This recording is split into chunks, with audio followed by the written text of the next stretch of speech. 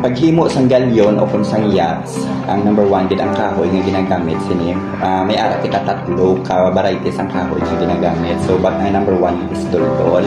Is number 2 is bita. And then may ara man ikatatlo is ilang-ilang.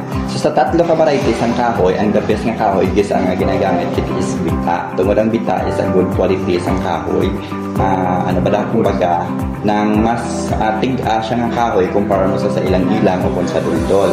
After sina nga ma-cut ang kahoy kag pa-slice sa chinsaw, ginaano pa na siya, ginabas-basa na siya, wala kung tawag, ginahimo na siya, gina-curve na siya sa galyon o kung sa yachts.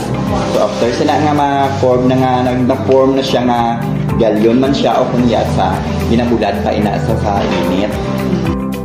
After sila nga ano na siya, dara na sa dayon, lipo na sa sang nga naging siya ay naka-form naman na siya at ginalimpyo na siya.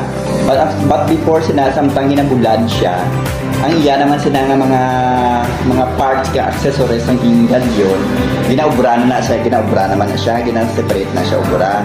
Para so after nga ma-prepare ang tanan nga mga accessories ng galyon o kung sang yachts, so amuna nga ginapamintahan man da siya, ginason, and then after sila nga ma-prepare na sila na dayon gina-assemble na nila.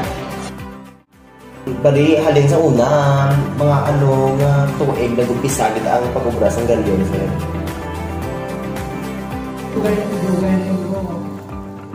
para ko mga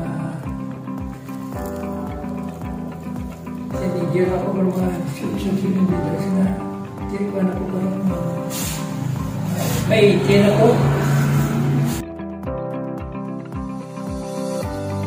Kabulig siya na po.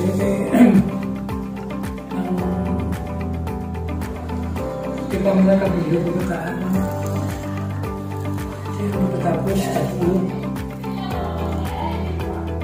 May mga obra na. May mga pamilya na.